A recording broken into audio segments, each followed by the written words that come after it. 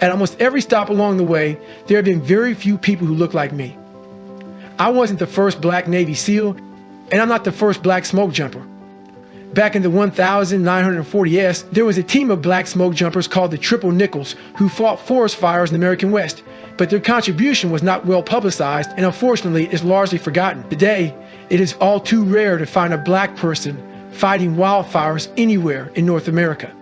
But it doesn't matter where you come from or what you look like, we are all hindered by supposedly fixed social lines. Whatever your gender, culture, religion, or age, there are things that you've been told your kind just does not do, which is why there has got to be somebody in every family, neighborhood, culture, nation, and generation who breaks the mold and changes the way others think about society and their place in it. There has got to be someone willing to be an outlier, a savage who sees those walls and barriers that are constantly trying to close us off and divide us up and then breaks them down again by showing everyone what is possible. There's got to be someone who demonstrates greatness and makes everyone around them think differently. Why not you? The road to success is rarely a straight line. For me, it's always been more like a maze. Many times when I thought I'd finally cracked the code, had it all figured out, and found the straight path to certain victory, I hit a wall or got spun into a turnaround. When that happens, we have two choices. We can stay stuck or regroup back up and try again. That's where evolution begins. Hitting those walls time and again will harden and streamline you. Having to back up and formulate a new plan without any assurances it will ever pan out will tune your essay up and develop your problem-solving skills and your endurance. It will force you to adapt. When that happens hundreds of times over the course of many years, it is physically exhausting and mentally draining, and it becomes damn near impossible to believe in yourself or your future. A lot of people abandon belief at that point. They swirl in the eddies of comfort or regret, perhaps claim their victimhood and stop looking for their way out of the maze. Others keep believing and find a way out, but hope to never slip into a trap like that ever again.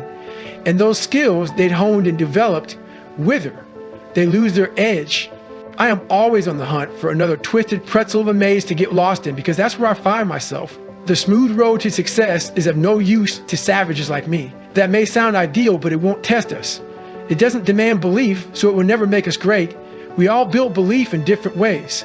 I clocked countless hours in the gym where I logged thousands of reps and run and ride my bike obscene distances to cultivate belief. Despite what you may think, I don't consider myself an ultra athlete because those races are not who I am. They are tools. Each one provides me a stockpile of faith. So when I get stuck in the maze of life like a broke down savage, I still believe I am capable of achieving my unreasonable goals, such as becoming a smoke jumper at 47 years old. No matter what society or the good doctor says. I don't mean to suggest that you must run 100 or 200 miles to believe you have what it takes to get where you want to go. That's what I had to do, based on the depth of the darkness I came from and the scale of my ambitions. But if you've lost it, you do need to find your way back to belief. Whatever it takes for you to believe that you're better than good enough to achieve your dreams is what you must do. And remember, your greatness is not tied to any outcome. It is found in the valiance of the attempt. My crew was one of 4 on standby when the winds picked up and thunderheads blew across northern British Columbia. We were on our satellite base in Mackenzie when the call came in mid-morning that there had been a lightning strike and a 3-air fire was burning outside of Fort Nelson. Although I'd graduated rookie training, you aren't officially a smoke jumper until you jump your first fire, and I was about to be baptized. Our 3-man crew hopped into the DC-3, a refurbished World War II relic, with 3 other crews, enough firefighting gear to put the burn down, and 2 days of food and water. We flew for 90 minutes until we reached the billowing black smoke and leveled off at 1,500 feet.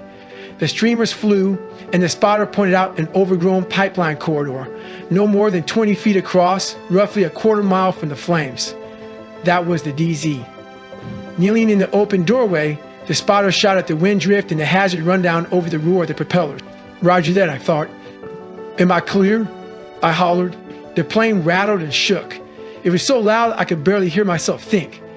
My pounding heart sent a flood of adrenaline rocketing through me. Locked into the static line, I stepped to the door, grabbed the outside edges with both hands, and flung myself into the sky in time to watch a teammate's parachute bloom 150 feet below me. Once my chute opened, the rumble of the propellers and wild hiss of the wind melted to a peaceful whisper.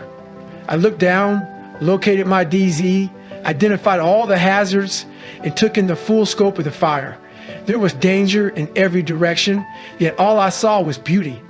My body had failed me for 8 years straight. I could have given up a dozen different times, at least. Many late nights and early mornings, my doubt was louder than that DC-3. I had to sit with that doubt, stare into it, and more often than not, I had no answers. No good reason to think I would ever get here because I kept falling short for one reason or another. It's easier to overcome doubt that you've built up in your mind. It's much harder when you know you failed more than once, and that the odds of success are slim.